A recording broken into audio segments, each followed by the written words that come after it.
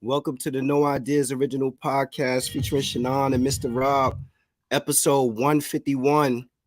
Pardon me in advance, I got a cold, but I could not miss this episode. Sound like you need some 151, bro. Word. Yo, 151 will knock the cold out of you. That's a fact. Will knock the shit out of me, cold, bro.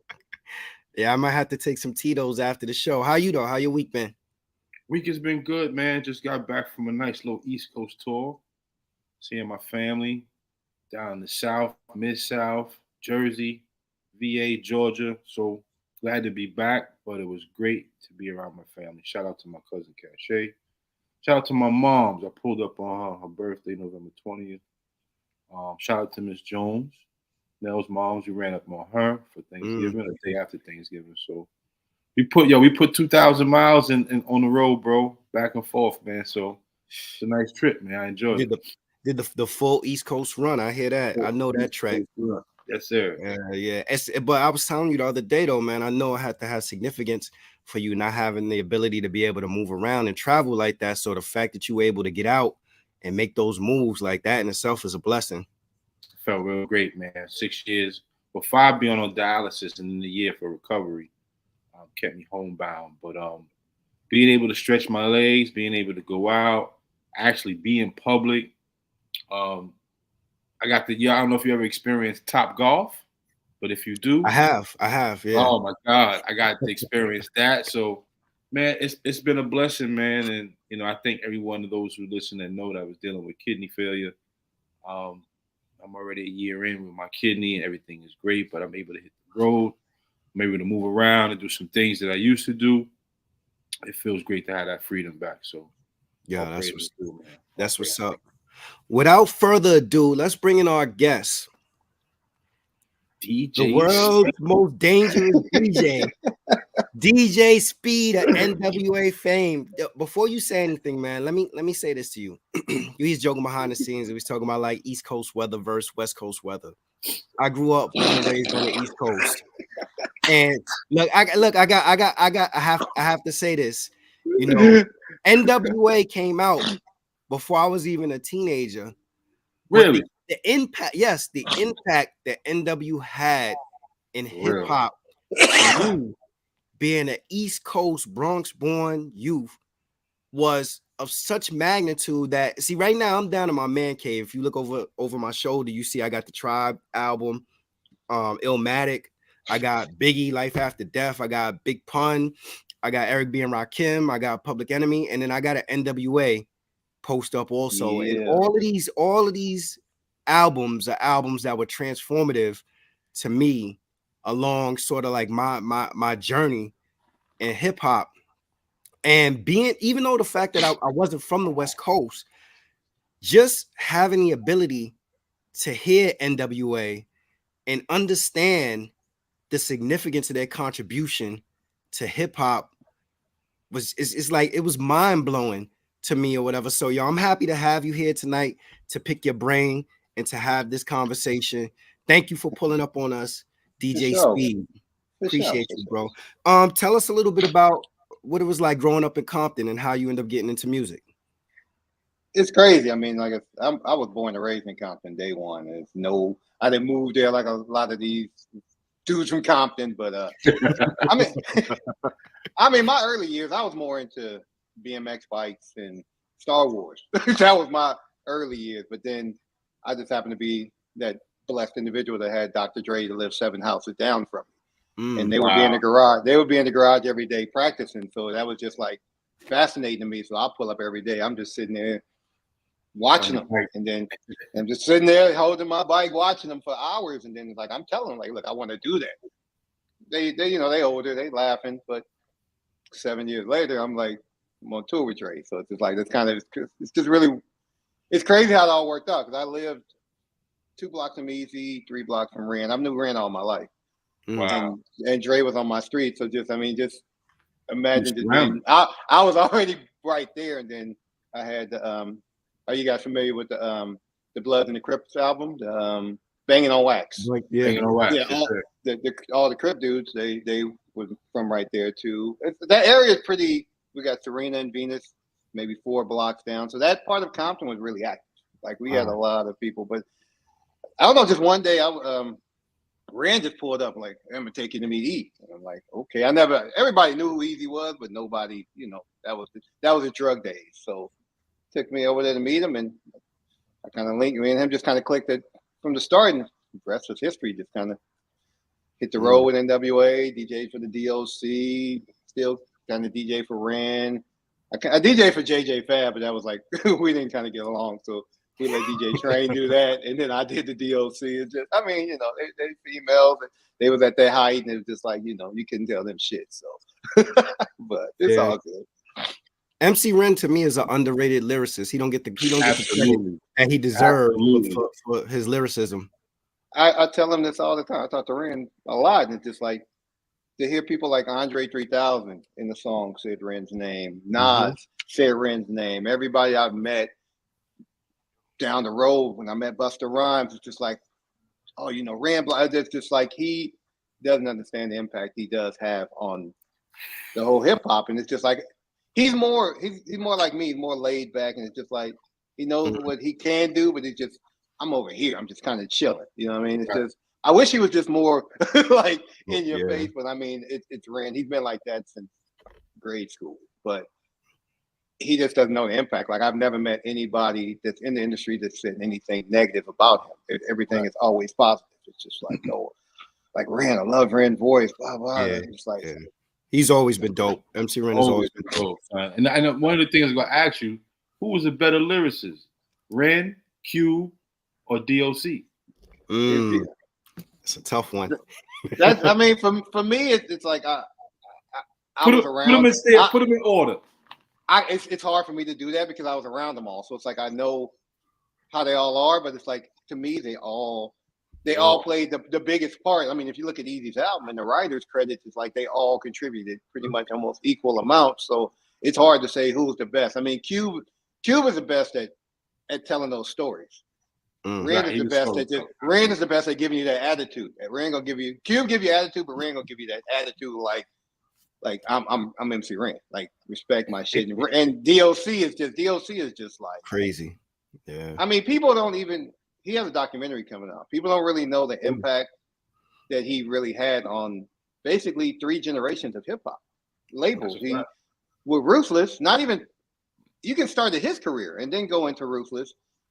I picked him up from the airport when he first came to LA. He was already writing for Eazy Does It on the way from the airport to the studio. His work. He had the Feel Fresh crew and all of that. I forgot the dude. He was in the group with him, but yeah, they had that. Then went to Ruthless. Left Ruthless. He was one of the key people that started Death Row. He was right there with them. So went to Death Row.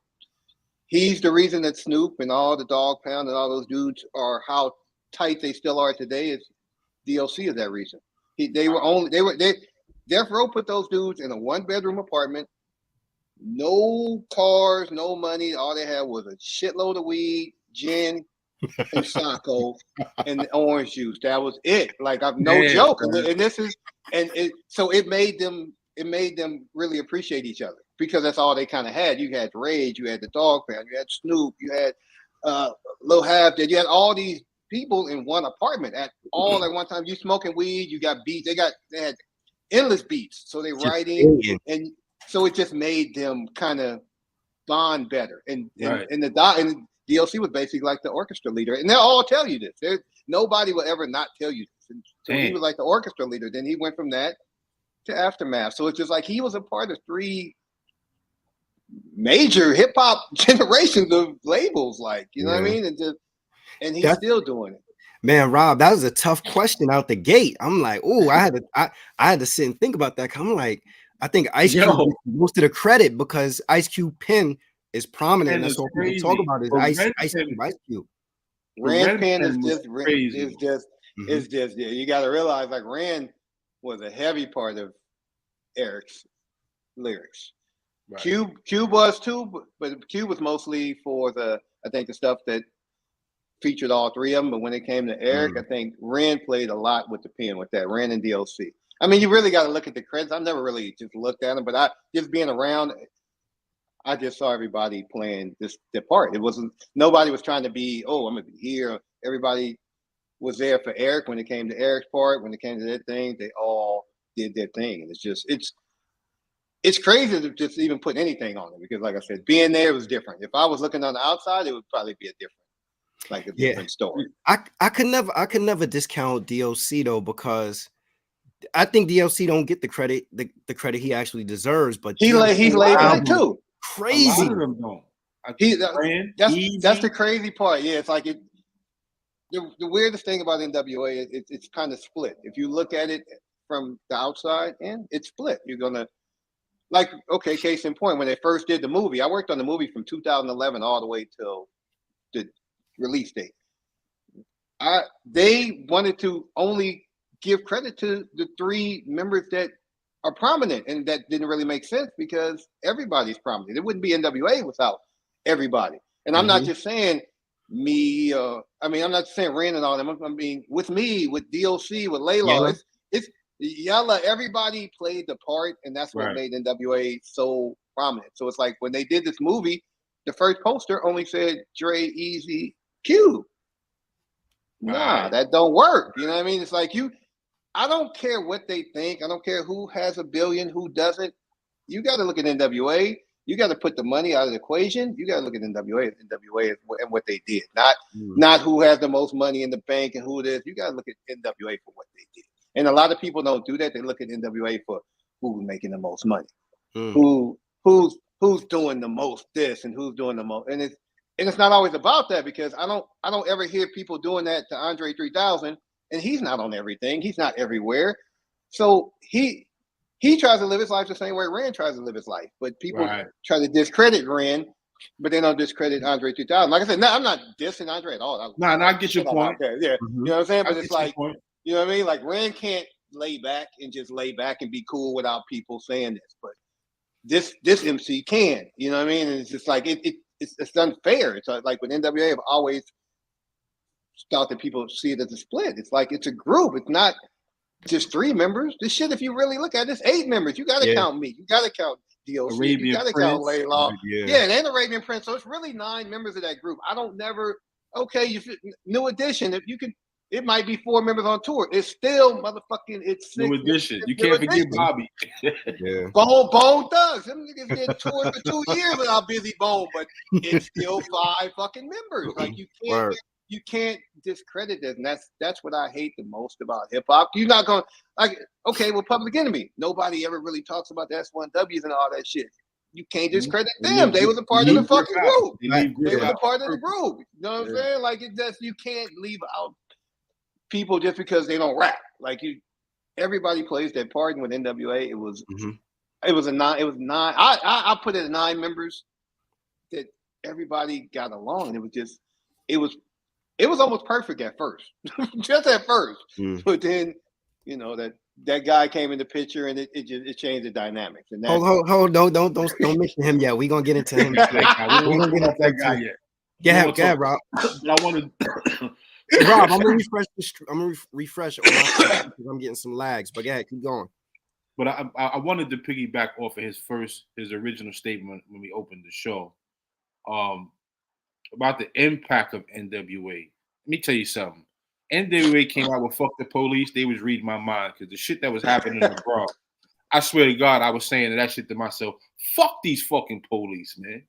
But then hearing it on wax, it kind of stunned us in the East Coast. Like somebody actually made a record called "Fuck." And that's what shocked pretty much the world. That's what made it.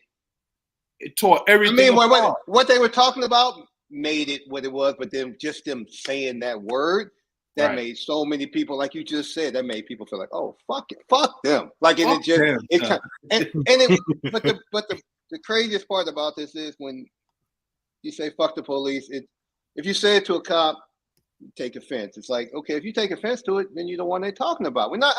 I'll never in my life say every cop is fucked up. That's like saying that's like saying every black person is perfect. Out your motherfucking mind. I get it. So it was what we were dealing with.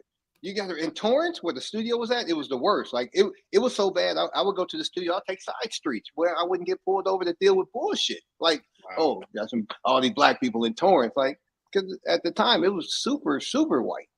So it was just a lot of shit. So they would come by the studio, fuck with people. That song started just like the movie said, from the police being assholes and like being harassing. Yeah. And people don't get it unless you're from somewhere where you can understand. Like you guys, you say from the Bronx, you can definitely understand. Me being from Compton, I can understand. But you can't understand when you. That was 80, 87, 89, 90? 88, 89. Fuck the police. 90. That was like probably like 88, crack was moving greatly in the Bronx at that time, son. Yeah, so, and then the Compton police at the time, they were the crooked ones. So it's just like, what I mean? I was a kid. We get pulled over in the car. We on the car for 3 hours for no reason. They were just dicks, and that's And people in Beverly Hills, they never understood that. They're like, oh, you can't listen. When I'm not a thug, I've never been a thug in my life. I'm gonna be dead ass. I never had a fight in my life. I talk shit like I fight. I've never lifted my fist to anybody. I can make a phone call. I never physically had a fight in my life. But it's just, dude, you got it. People don't understand until you go through that shit. You're not gonna understand it because you're not gonna understand. Police are dicks, and you meet cool ones. You're gonna have officer so and so. Oh, he cool, but then you're gonna have officer so and so. Like if I caught him in the alley, I would probably beat him with a brick, and that's just the truth because they got that badge and that's their power. They flex it. They flexed it a lot in Compton. They flexed it a lot in L.A. And they still kind of do, but it's bullshit. And people outside of these areas don't really understand that, and they never really will. Unless you go spend a week in Compton, you're not gonna know what the fuck we talking about. You just heard some brothers saying "fuck the police," and you like, okay, cool. They wear Raiders hats. I'm with it. But you can understand where it's coming from. That sentiment ran in every inner city neighborhood who had to deal with the police. And to your point, I was a kid riding my bike or coming home from playing ball, and I lived in the drug neighborhood, so I had to walk through the shit. They didn't. There were times where they couldn't differentiate. Yeah, that's the problem. They start stacking everyone up, pulling everyone, and digging in everybody's pockets. I'm like, nigga, I got pizza money and maybe some bubble gum or some shit. What you want? But they would still harass you. Everything was a crime. Like, why do you have $10? Really, $10? Like, really, it's a fucking crime. I got 10 fucking. Fuck you. Like, really? So it was bullshit. It was a lot of shit. Yeah, I'm pretty sure out there, you guys, because my grandmother used to say, and so I'm pretty sure the police think the same way. If you got 10 niggas sitting on the motherfucking fence and 9 of them sell dope and you don't, I drive by, all 10 sell dope. I don't know the 10th nigga. So I think that's what police see in their eyes. Like, I just see a bunch of brothers, blah blah. Everybody ain't a drug dealer. Everybody don't do this. Like some niggas just like I look like a thug. I'm not a thug. I don't give a fuck. Like I've never been a thug. I never. Only time I seen jail is when I watched this shit on TV. So it's like, and that's crazy for me. I was born and raised in Compton. I mean, I was around nothing but gangbangers, niggas selling dope, and hookers on Long Beach Boulevard. And I'm good. So everything in the hood ain't that bad, but the police are horrible. Fuck them. Where you got from? You from the rough, Speed. You was down in the rough, bro. my grandmother used to tell me that. Well, you say you from the Bronx? Oh. Yeah, we both from the Bronx. So we out. So that for some reason I'm looking at the platform. There's some issue with the comments actually showing in the interface, but I'm looking off of the side of some of the comments, and we had Yella. She said we had a cop at our high school constantly running kids' names for warrants. That type of authority goes straight to people's head. Listen, in LA, I mean, I don't know how it is out there, but I mean, I've seen motherfucking lean by me, so I'm thinking it might be. But these niggas at these schools, they be having motherfucking police on campus. It's inspectors, everything. It's just, but see, for me, I feel uncomfortable with that type of shit. Like even at theme parks, Magic Mountain out here, they got a motherfucking substation right next to the ticket booth. I'm uncomfortable with that because so I don't even go to Magic Mountain anymore. It's just I'm not like I said, I'm not a criminal. But I just feel uncomfortable being somewhere where you got a substation. Why do you have a substation at a theme park? You know what I mean? Like Disneyland has their police, but they're in the back. You don't see them motherfuckers. Well, hold on. In their defense, I have seen online these last couple of years a lot of people shaking at these theme parks and fighting. Oh yeah. So, but yeah, you gotta understand. Niggas they outside now, so you know what I'm saying. So you gotta let them. let them dust that rust off. They outside. Right. I mean, but overall though, I mean, you supposed to have security, all that, but I just feel like when you gotta make a presence of it, it's a problem. Because when you're in the hood, am I wrong, right or wrong? If something going on in the hood, don't they make a motherfucking presence when they show up? If police pulling up to the hood, they pulling up. If it could be a fucking warrant served, they got 30 cars. They pulling up. You know what I mean? So they showing force. So I just feel like when I see that, I feel like, okay, it's some kind of real problem here that you got to have this. You know what I mean? But now I get you, because I don't want to see them with an AK-47 next to the teacups either. But you know what I'm saying? Like, let me ask you this. And on the East Coast, I would say probably from the late 80s through the mid 90s, through the 90s to the mid 2000s, mixtapes played a significant part in pushing forward hip hop culture. Fuck, and on the East Coast, we have people like Ron G, Do-Wop. Oh, I know you ain't even got a name, bro. I'm an East Coast. I hate to cut you off. Who did y'all have on the West Coast though? I mean, out here we had Crazy Tunes making the mixtape. We had the K-Day Mixmasters. My mentor Joe Cooley. Out here, the biggest mixtape dude, hands down, was Dre. The Rhodium mixtapes. That was the biggest mixtape. We weren't as mixtape out as you guys were, but our mixtape king was Dre. But I know your mixtape game. I've been to whether Downstairs Records or Uptown, whatever. I was heavy in the mixtapes and the Ron G's and all that shit. I used to, every time I was in New York, I would go to fucking every store that sell mixtapes. I had the Diddy ones, all that shit. Y'all motherfuckers held that shit down. But out here, it was Dre with the Rhodium, hands down. Crazy Tunes made some sick ass mixtapes. Out here, we wasn't that heavy on mixtapes. These dudes was more on the scratch. Y'all was on the mixtapes. Y'all was on everything. We was just on these niggas out here trying to scratch or whatever. Okay, we good. But y'all had that game sold up. But I don't know if you guys know the story. We did a show out there at the Apollo. This is when NWA first was popping. We did 2 shows. A lot of people don't know this. No, we don't get mad at me talking about it. But the first show we did, when Q came out, everybody, it's at the Apollo, so you already know the vibe. We came out, boom, boom, what did Jerry Curl do? Boo, boo, boo, blah, blah. Q like, fuck y'all. We tried to finish, whatever, boom, boom. Second show, I forgot who came out there, but it might have been like a Ed Lover or somebody came out there for the second show and just blah blah, give it up for my dude, blah blah, and did the little speech, came out, lit that motherfucker on fire. And from then on, I'd never seen another negative like reaction. But you got to realize this is some niggas from Compton in LA, Jerry Curl, blah blah. Yeah. You're at the Apollo.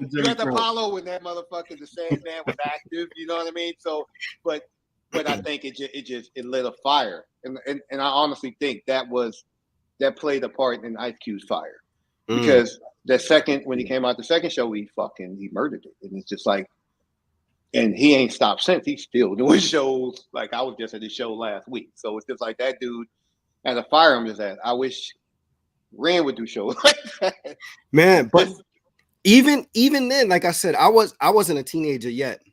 But I knew those songs. Like we was rocking with those songs, like Boys in the Hood. Did y'all tell your parents? Was it because out here it was like I get the stories all the time, like I had to sneak and listen to the tape, blah blah. My parents would leave. I was playing the record, whatever.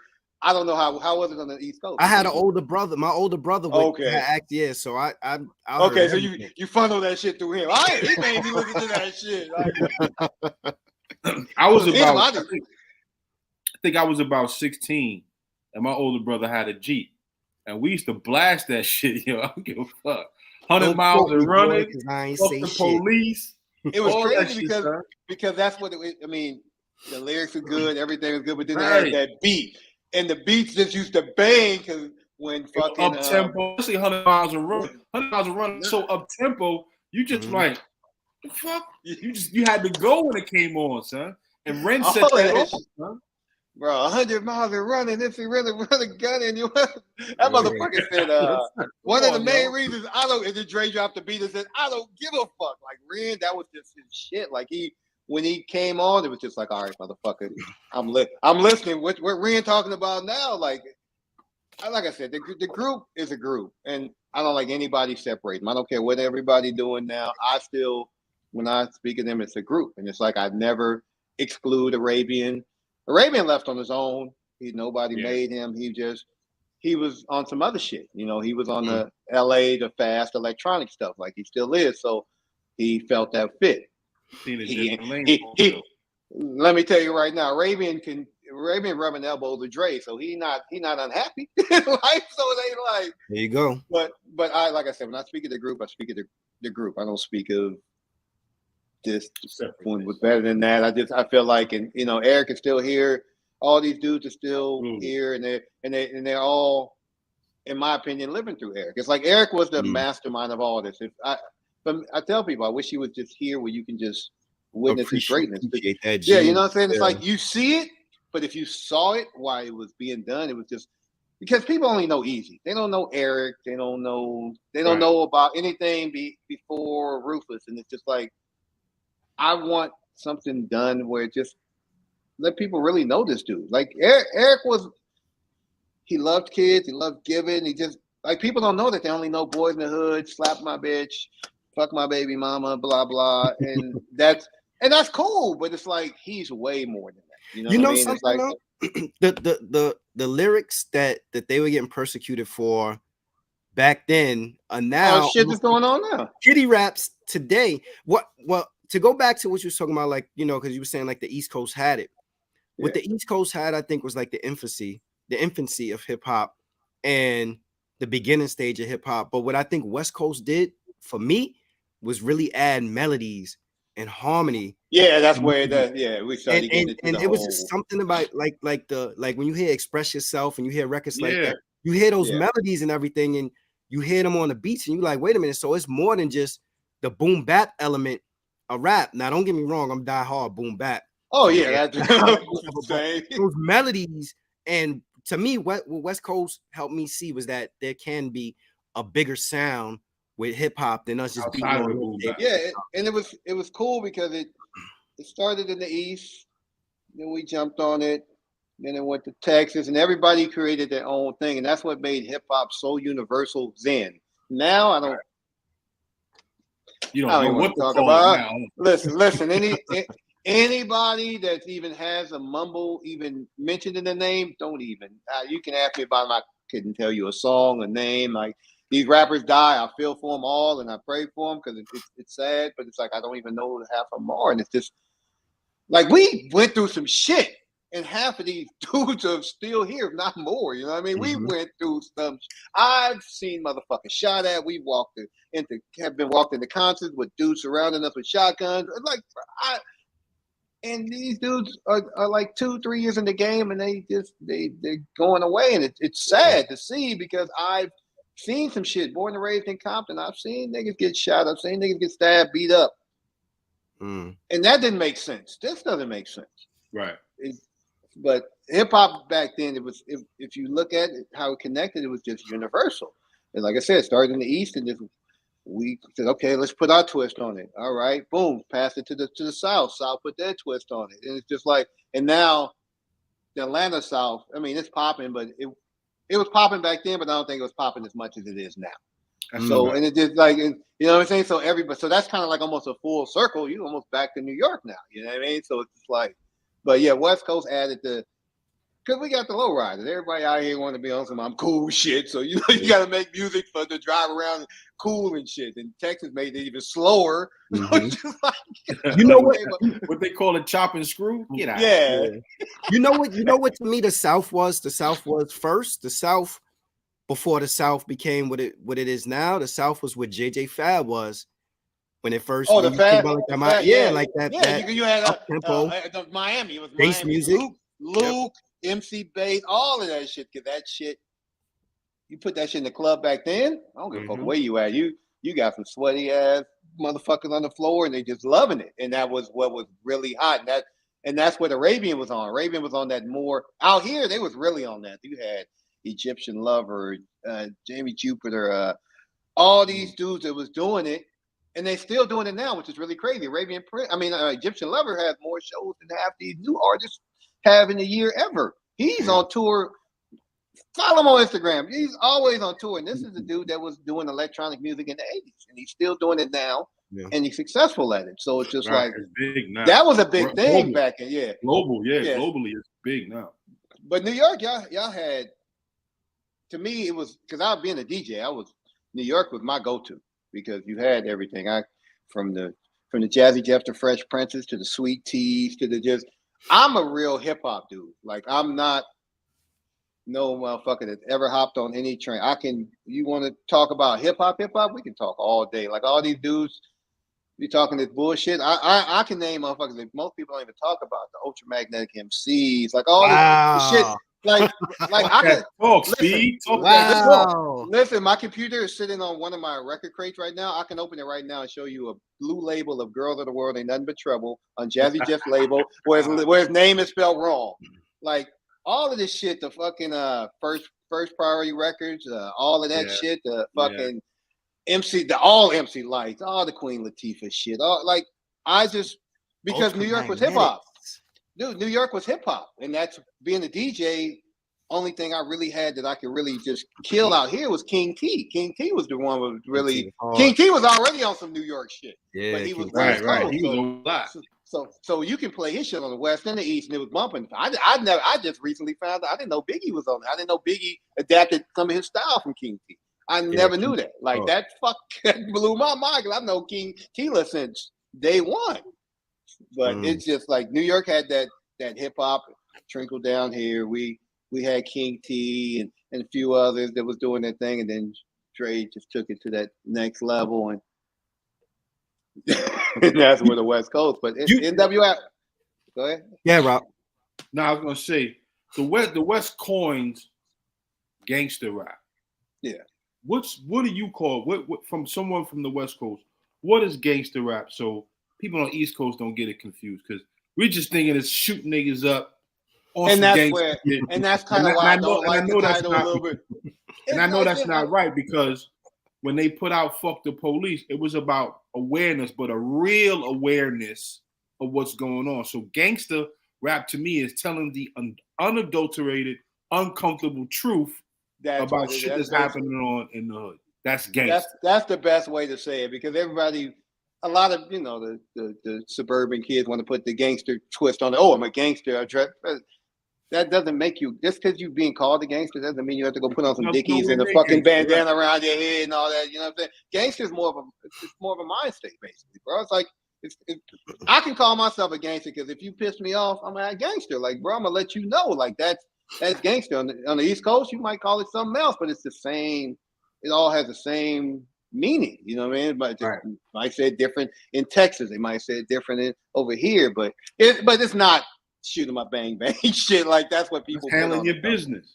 But that's what the news and the media put that shit on it, to shoot 'em up, bang bang shit. And that's just, and people run with that. But it's if you're gonna say it's a mind state, it's where your mind is at. I'm a gangster, like you know what I'm saying, like fucking Bishop and Juice. You know what I'm saying? So you want to be a gangster? You know what I'm saying? Like fucking.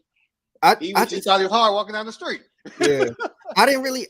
It got that stigma to be associated with gangster music, but to me, it was really no different than what Public Enemy was doing on the East Coast. It was just like to me, like revolutionary music. Rap. But see, you guys are gonna understand it more because you can understand it more. But like I said, I'll switch back. Like I said, if you born and raised in Beverly Hills, you're not gonna understand it. You know what I mean? If you like for New York, if you're in New York and you way out there in Connecticut, you're not gonna understand it. You know what I mean? Like, how far? Connecticut is far, right? That's like far. Yeah, we both in Connecticut. We actually in Connecticut. But is that where? But is it hip hop out there? I don't know. I thought that was like a far place. There's hip hop in Connecticut. Yeah, but out here, like you wouldn't think of hip hop Beverly Hills when you're in LA. So you're like, oh, Beverly Hills, that's just a bunch of rich motherfuckers, blah blah. So people over there gonna look at it different than people on this side. Like you guys understand somebody from the Hamptons ain't gonna fucking understand. You know what I mean? Like the gangsters, they automatically don't think you're gonna shoot them and I'm gonna kill you, blah blah, bang bang. It ain't. Right. Yeah. In this day and age, though, the people who live in the Hamptons, the one who profit off of it. So they cool with it. Oh, go ahead, y'all shoot each other. I don't give a fuck. That's another house for us. Right, exactly. Do you think JJ Fad get the credit that they should get as No, a female group? no. Like I said, we started off rocky, but those are my girls. I love them to death. Like that's family. That's Rooster's family, and I've talked about this to people. I've talked. Me and Arabian have talked a lot, and I've talked, and I just feel like for starters, they need more recognition from Ruthless because all truth be told, Supersonic is the reason that Ruthless was funded. That went gold. It went gold, then it went platinum. That's what funded NWA. Let the truth be told. Wow. Anybody, they'll all tell you. So Supersonic, right? Supersonic went gold, and it went platinum. So they might have been the first female group to go platinum. Maybe before Salt and Pepper. I'm not sure. Don't quote me. Don't beat me up, Spinderella. But yeah, but I feel like they should get more. They just got a street named after them. I think they just got a street named after them out and where they're from. But I just feel like in a broad spectrum, they need more recognition. Like because even if it's one song, but you got to look at it like this. Salt and Pepper had a lot of songs, but if you really think about it, they had one song. Like Push It is the song that anybody's gonna think of. But they did have a lot of hits. But I just feel like JJ Fad. Push It took them over the top. Yeah, that took them over the top. So Supersonic took them over the top. They did a few. JJ Fad did the I think Coming to America. They had a song on the Coming to America soundtrack and some other thing. But if you think about JJ Fad and Supersonic, they just need more something. You know what I mean? I feel like if anything from Ruthless, because without that song going gold and platinum, who knows? I mean, Eric had money, but it's just like those chicks are the reason that the Ruthless went to where it went to. And they just need everybody that was affiliated from my time that I was there, basically from 86 to into 92. All of those, everybody needs recognition. Even the people that were just maybe might have released an album or whatever, they just because it was at that time everybody was as one. Like if we went on tour, it was NWA, Eazy E, D.O.C, Michelle A, J.J. Fad, sometimes a couple other artists. So it's like it was a family. Even if we were on tour with Public Enemy, all those same people was with us. We was on tour with Run DMC, same people with us. Wow. And then after we left the Run DMC thing, J.J. Fad went on tour with Run DMC. So it's just like everybody played their part. And a lot of people don't get talked about, and it's crazy. But JJ Fad is somebody. JJ Fad, Michelle A, all of these people in that category did their fucking thing. Michelle A, I mean, her album was dope as fuck. And I mean, it was more like a hip hop R&B album, but it was just dope. Michelle A, who else was that? It was a few other groups. It was a few mishaps that groups. The fucking Jimmy Z. Let me go. Let's go down Jerry Heller lane for a bit. I'm losing you right now. So was Jerry Heller involved in the during the JJ Fad days? Yeah, he came in. It was anything out. McCullough Records was still open. That was the record label. Because I think that's where Eric met him is at McCullough. And he was there almost a little bit after the beginning. But JJ Fad might have just released a single or was going to release a single. But he was at the beginning, but not at the beginning. Like the beginning was 86. He probably came in into 87, maybe 88, maybe.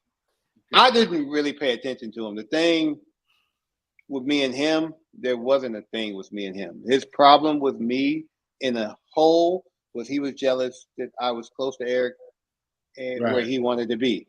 And I was close to Eric because that's just how we built. We built that. I wasn't close to him because I'm veterans with Eazy E. I live with Eazy E. It wasn't that. I never looked at it like that. To this day I still don't. And he was just his thing was like, I gotta eliminate everybody around where I can have this dude to myself. And it just doesn't make any sense. What is it about him? Because again, like we're all outside, we're looking at it, and then we also see the portrayal in the movie, we hear the stories and things like that. But what is it about him that made Eazy be so trusting of him to sort of kind of infiltrate the group and come between the group dynamics? Because it has to be something that made him charismatic enough for Eazy to embrace him, aside from the money, you know, because I'm sure that the business relationship helps for it, but it had to be something else about him. Yeah. All right. For starters, like the movie, somewhat correct, somewhat not. It was the movie, but all Probably that some shit about fabrication him, in there. yeah, all that shit about him telling Jerry he was gonna do something to Suge and all that. Missed me with that. Eric wasn't built like that. He would never go to somebody with the potential of somebody that might go to somebody else. Mm-hmm. So that was just fabricated, but it was a movie. But as far as what made him, like I said, this is it's hard to explain unless you know Eric, and that's why I said I wish Eric was here because people would understand. Like, okay, his heart is it's huge. Mm. It's very huge, and it's like he already knew us. We good. We got your back. Jerry came in and like, oh, I can do this, this, and this, and he did this, this, and this. Mm. So you got the dudes on both shoulders like, fuck, shit, what the fuck can I do? Because he's doing this, but then these dudes are saying this. Like, I don't know what to do. And it's like, I think everything happened so fast that he didn't really have a time to react to do anything. I think that was the thing because when the complaints kind of started, next thing you know, Q was gone. No, Arabian was gone. Arabian came in. Let me make it clear, and he'll tell you this too. Arabian told everybody about Jerry. He knew Jerry before any of this. Watch that dude. You knew he was a scumbag, huh? I'm out. Watch that dude. Peace. Everybody heard him. Q was that dude. Q hears shit, and I think if it's something that he know he's supposed to hear, I think it keeps ringing in his head. So he listened, and that's when he started. All right, I gotta look into this. I gotta look into that. All right. I'm not saying none of the other dudes ain't, you know, they're not smarter than them, but it's just like Cube came from a whole different background vibe. You know what I'm saying? Dre been through the baby mamas and all that shit at this time. And, you know, Ren's coming from, you know, selling dope, doing what he was doing, now he's doing this. So it's just like their minds were still trying to adjust. Cube's mind was already kind of clear mind. He was already kind of good, you know, he schooled up. So he was listening. He heard it. So that's when he started looking into it. And I think that's when the shit's kind of started. And Jerry was downplaying everything. Everything that anybody would say, it was downplayed. So once Cube left, he felt, okay, I guess he started, I think he had a list. All right, he's gone. Fuck him.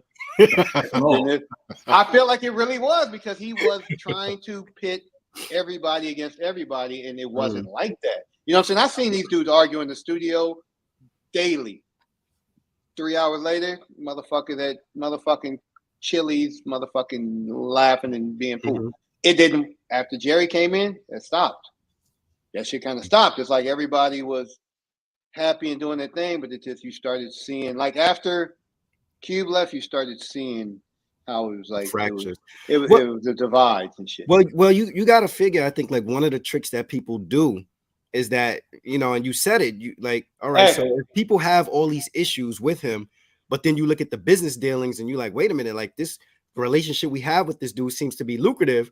Seems like to me that he's smart enough to make sure, okay, if nobody's going to eat, Eazy is going to eat in some capacity. So that way, at least I have one person. And especially if he feels that that's the central figure that keeps everything going, like that's the person who has to be broke off. But I think if you look around and you realize, you know, I'm constantly on tour, these records are selling, we selling all this merch, we doing all this stuff and everything. But then I go to this man's house, and this man being Jerry, his house is illustrious, but then I'm coming back and I'm in a 1-bedroom apartment with 4 other dudes or whatever. And that was the problem. And it's like everything Eric did, Jerry did. Eric bought a house in Calabasas. Guess who bought a house 2 doors down? Guess Dre was on the other side. Like he wasn't walking distance, but he was on the other side. But it's like everywhere that Eric was kind of at, Jerry was kind of around. It was just like, it was too much. But like for me, I'm a dude coming from riding BMX bikes and playing with Star Wars. I'm on tour. I'm barely now seeing the shit that I probably should have saw. I didn't see a lot of shit because I didn't know what the fuck to look for. I've never been on tour. Like I'm in the studio. Hey, come say this on this record, bro. I don't even know what the fuck to do. Oh, hey, let's go on tour. You got a DJ, bro. I don't even know where the fuck to start. Like everything I did was, I don't know where to start. So it's like nobody knew anything but Jerry, and Jerry maneuvered his way to where he kind of cornered Eric in for himself, and then that was just it. And it fucked me up seeing that though, because he started on me, and I'm like, you don't even know me.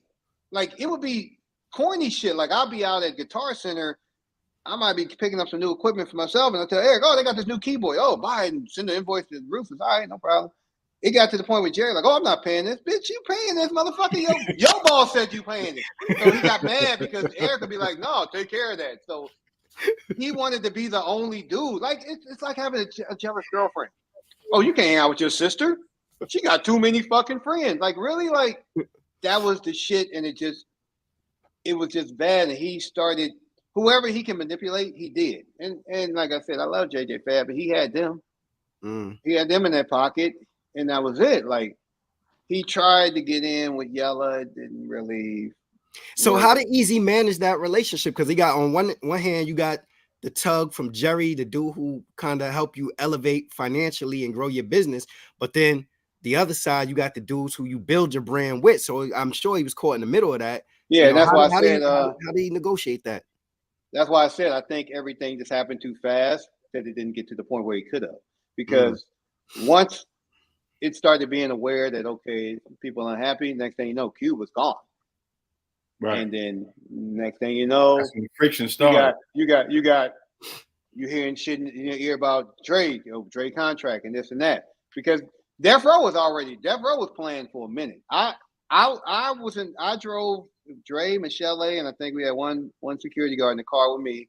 We was at might have been the Soul Train, one of those award shows, and that's when Dre told me he was gonna start the shit at Death Row with Suge. So it was already kind of in the bubble. Like I said, once Cube kind of kicked it off, like, okay, I want to know what's going on. It kind of kicked off a lot of other shit. So it was other shit in the work. So I think Eric didn't have enough time to kind of process the whole situation before Cube was gone.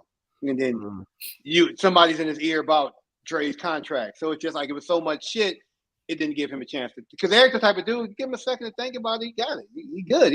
He was the dude that built Ruthless. So he knows what to do. But if you throwing a bunch of shit at him at once, it's hard for him to, because you got Jerry. Jerry got your label popping. You got so much shit. Yeah. And you got the dude that you came up with. He mad. He feel like, I need more money. I need this. And you got the dude who, one of your chief lyricists, he's already gone. And Ren's a diehard. Yella's a diehard. So you don't really worry about them, but it's just like you see your ship kind of steadily kind of on the scene. Right, but Jerry's still helping you.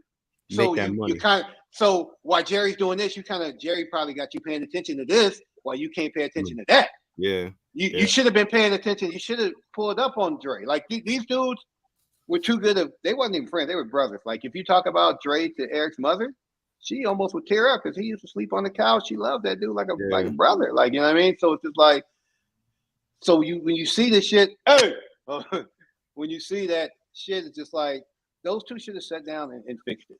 But like I said, it just wasn't enough time. So go ahead, Rob. Go ahead. What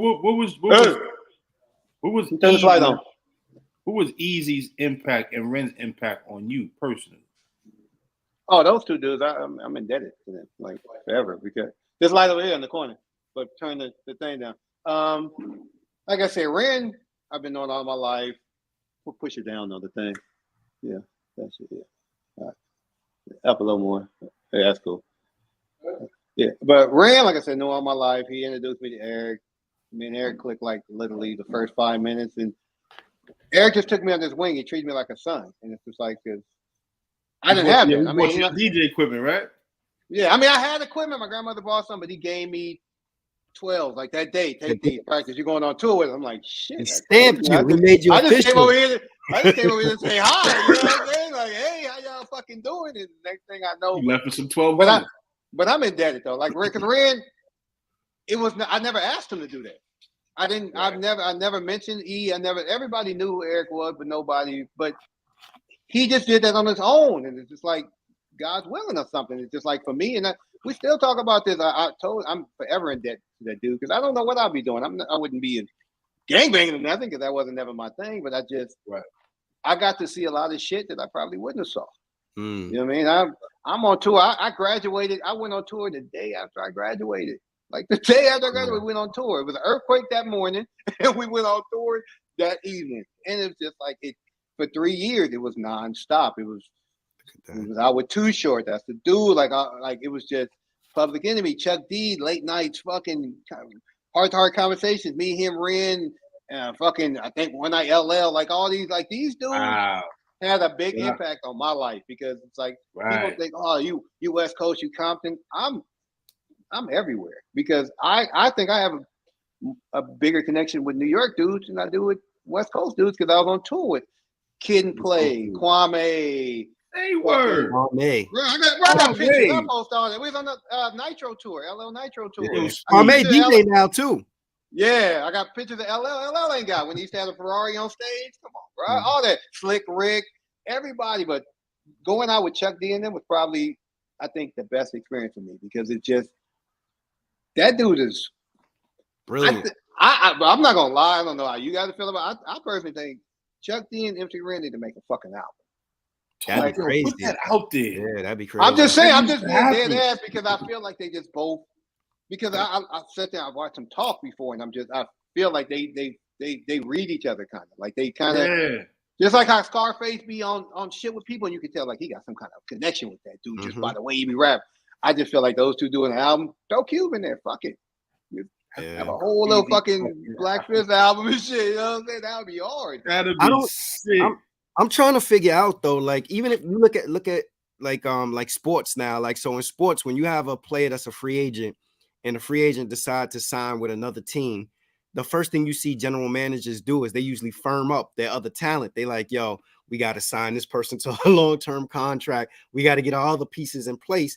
And I just, for the life of me, I can't understand why after Ice Cube defected, how come Eazy and Jerry sit down and say, if we want to stay on that trajectory of getting that money, yo, we got to make sure that Dre is locked in and good. We got to make sure Yella is taken care of. We got to make sure Speed is taken care of. We got to make sure that Ren is taken care of. We got to make sure the whole team is taken care of. Instead of just kind of like throwing it by the wayside, like nah, Cube making all this stuff up and leaving it. Because if there was rumblings of everybody being unhappy, I'm certain they knew that existed. So why didn't they firm up the rest of the roster to make sure that the run could continue? Because once again, you have Jerry and Eric here. Fucking telling them shit. It's like the shit in the movie with the whole when they're walking through the hotel and you see them eat the steak. That shit really happened, my guy. I can almost like when I talk about it, I can almost picture the scenario. It was like this little spot in the hotel. Shit, you walk through, had these little. I remember that shit. So that shit part of the movie. So Jerry would do shit like that. He's like, okay, let's go eat. We gotta talk about. He would be lying. Let's go talk about this. We gotta talk about this. First off, you shouldn't even be on the fucking road with us, bro. You're not the fucking road manager. Right. You're the manager. We had our road manager was the same manager that Tupac had from day one to all the way to the end. Atron was our road manager. That's who was out there. Jerry sent his brother-in-law, whoever the fuck that other Gary was. So we had people out there. So why are you on the road? Like that's what made a lot of people mad too. They talked about that. Like, why the fuck is he out here? Like, because he was out there on some bullshit. You weren't out there to handle no business with the group. You were out there to fucking just butter up Eric even more. And it just people saw that. These dudes, like I said, everybody got probably other shit on their head, but they saw the shit. It's just like, but they probably didn't know how to speak up. And then Eric, like I said, Eric getting his money. So it's just like Jerry just kept feeding trying to stop the flow of his paper. Yeah. Jerry never said, he never said, oh, let's sign everybody because we can make money. He was on some bullshit trying to get his nephew's group signed, Blood of Abraham and all that. The only thing that good came out of that is Will I Am. Will I Am was signed to Ruthless. People don't even know that shit. Like, I got the album that never even came out. It was called the Ant Bat Clan or something like that. It was Will I Am and what's his fucking name? The other guy. They was in the group and Eric signed them. Eric saw that. Wow. And the album just never came out. But that Eric saw that talent. But that's what Jerry was on. Jerry was trying to get his people in and Eric's people out. So it was like, okay, let's bring these people in. Let's get these people out. People that's just ball probably. Well, it's a lot of groups that Jerry probably had some influence on it. They didn't move anything. They didn't move a pack of bubble gum. You know what I mean? It's like, and but like I said, at the time, it was so much. Like you got to realize, NWA, and this is the thing that people never stop to think about. NWA happened in 3 years, if that. Yeah. It just feels Nobody like ever stopped to think about that. It feels like forever. But yeah. it wasn't even 3 years. Not even. It was 2 full-length albums, an EP. It wasn't even really 3 years. We was on tour the whole entire time. After the tour was over, basically NWA was almost over. Like I knew the impact though, the impact. Yeah, and that's the impact of the sound. It ravaged every same with ear Public in Enemy. America. You know, Public Enemy got 1,000 albums, but you're gonna think about those essential ones, and you're gonna think like, damn, these dudes, they've been in the game forever, and they made this crazy impact. But NWA's run was not even 3 years. So to make that much of an impact, and now you're in the Rock and Roll Hall of Fame, like that says a lot. And I keep pushing that around. I'm like, motherfucker, you in the Rock and Roll Hall of Fame, my guy. Yeah, so, I mean, he's content. He can't knock somebody for being happy. You know what I'm saying? So yo, Ren, call Chuck D and get that album together, bro. I might. I'm gonna see him probably in a week. I got that need to sign some stuff for me, but I wish you would call him right now so we can gas him up. Yo, Ren, I got a proposal for you, bro. What's your? Go ahead. No, I say he's doing this thing, he's chilling. But now, what you gonna say? What's your last personal memory of Eazy? Me and him have fallen out in '92. I don't never speak on it, but I mean, I don't have no bad memories. Even when we had a falling out, I spoke to him once before he passed. People don't even know that we had a conversation. I just remember how cool he was. It's just like you. He seemed like it. You don't like people don't understand how funny this man was. He was just. I think if he was still alive, he would either be making movies or he'd be doing some type of comedy shit because he was just funny. Him and Ren used to do the craziest shit. Like they were. Have you ever seen the NWA home video? No, I haven't. No. I gotta get your emails after this. I got a link where I can send you it. It's a part in there. They're filming. You got the camera on the car. Mind you, he's in the 7 Series. Just got it waxed. The camera's not strapped down, and they driving down the street. Eazy thinks it's a great idea. Let's we drive real slow. The camera won't fall. So they're driving down the street filming, and the camera slides off, and it's all filmed in the brakes. But they would do shit like that. He would come home at 2 a.m, like, "Hey, come film this." Motherfucker, I'm trying to sleep. Like, really? But he was just really funny. He ate fucking honey buns all the time. He kept them in his fucking back pocket all day. Like, if you guys ever speak to Dre, I'm telling you, just start that conversation about the honey bun. He'll take the rest. He would sit on it all day. He would put one in each back pocket and sit on it all, driving, whatever. End of the day, open that shit and eat it. He would just he put me on a lot of shit. I didn't know what the fuck fettuccine alfredo was. So he put me on fettuccine. He put me on all kinds. He was just more than a thug from around the way. Broad-minded to it, and I agree with you. If he was here, he would be in the comedy. He'd have his hands in a lot of different things because he just rapping was cool. Look what he did with Bone. Like he signed. Yeah. I heard Bone was the fastest group he ever signed. I talked to my dude, the one the security dude, Ron. He said, Speed, you know him. He's like, I've never seen him sign a group so fast in my life. Like he met Bone and he already had the contract ready. Like he just knew. That's the type of vision he had. Like, you know what I mean? You always going to get a hit or miss in your shit. But if you look at his track record, he's hit a lot. Like, you know what I mean? He messed with the BG knockout dudes and shit. But, you know, he had to throw somebody on there. But if you look at the track record, yeah, as you can tell, I don't like that dude, BG. I don't even know dude. The dude came at me crazy, so I don't like. What though? Came at you crazy about what? This was like maybe 2-3 years back, and I posted something just like this. I think it said, "This is my Ruthless," and I had a picture of like everybody on Ruthless, and somebody tagged him with it. I don't know why people do. People try to start shit. Like, because I don't know, dude. I don't follow him. I've never met him in my life. But he said something. It's like, oh, blah blah, and then he started talking about Eazy's funeral. I'm like, what the fuck? He's like, I didn't even see you at Eazy's funeral. I'm thinking like, you don't even fucking know me. How the fuck would you see me? I was like. I was 20 years old. Fuck you. Like, really? So he was saying all this shit. And I'm just like, then I went in, I just sent a message to him like, bro, I'm from Compton too. I was like, I don't know you. You got a problem with me, bro? I got my number, or you can pull up all this internet shit. Like, this is corny. And then he goes back on the internet and says something like, bro, I'm done with this dude. Like, so, and then he said something to my cousin too about. I'm like, I don't even know. I've never met this dude before in my life, so I don't know why you have a problem. You mad because I knew Eazy before you? I'm sorry. You should have met him first, motherfucker. I'm sorry. Like, but no, these dudes are just weird. Like, all these people don't like me, and they don't have no reason. Jerry didn't like me. BG don't like me. 2 of Eazy baby mamas don't like me, and they don't like me for the same reason Jerry didn't, because they jealous. Like, it's not my fault you a hoe. Like, really? I don't give a fuck. Like, really? I don't have no problem. Listen, straight up. Eric's daughter, B, her mother. Come on, bro. Look, only time he saw her mother was when I was in the car. I'll be right back. He hit, come back. Like, girl, what do you think you are? Now I'm Eazy. Fuck you, stupid fucking high yellow ass. I hate them. I just don't like them. Tracy and Tamika, I don't like them because they don't like me, and they started shit with me, and I've never did anything to them. Not one thing, nothing, never in my life. And they got a problem with me. The same reason that Jerry had one, because I'm close to Eric. I don't care. You guys want to be close and switch if that make you dumbass bitches happy, but I'm good. Like, I've never been silent on them. I never will. I don't care. They talk shit about me. I talk shit about them. Let me ask you if you comfortable with it, because you said I'm comfortable with that. I don't give a fuck. As long as I ain't talking about none of the members. No, because you said that towards the end you and Eazy fell out. So I was gonna say, if you comfortable with sharing why you fell out. I never. But it was just some. It was. Let's say Jerry was kind of involved, but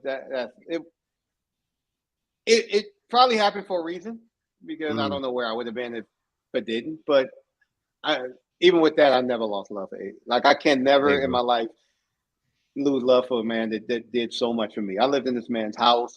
All houses, any house he owned, I had the key to. Any car he had, I had the key to. I knew bank accounts overseas. That's probably why Tamika was mad at me. I think that would probably be it. No, because after he passed away, she had some attorney dude call me, and I was like, look, she married niggas. She should know everything. I got nothing to say. And then I told her to her face at the club, I think you the reason he dead. So, damn. But they didn't like me before that, so I don't really know what the reason. But it was just you hit on the knees with a baseball bat with that one, bro. Woo. Listen. If I got married to somebody that wasn't gonna marry me, and I married them on their deathbed while they sedated, the question comes swirl, girl. Come on now, like, really, you got to. I mean, the homie was there, and the homie was like, "Speed." Eric gave me that look, and I was like, "Okay, he gave that look." Yeah, it was some shady shit. Because if Eric gave him that look, sedated, he knew. He was like, "But what can you do? You sedated. You on basically your deathbed," and it was just too much around his death. It was too much shit that went on. What's Eazy's legacy in Compton now? Like, is when you look at it now, like, is everybody in fucking Compton still fucking rides off everything in WA, and then still don't get no love. Like, listen, I love Compton. That's my city. Born and motherfucking raised. I stayed there 17 years. Still go back, but then fuck Compton. Like, for real. Like, I say fuck Compton in the sense of, like, you drive to the city, potholes, this, that, here, but then you want can Eazy get a street? We give him a day.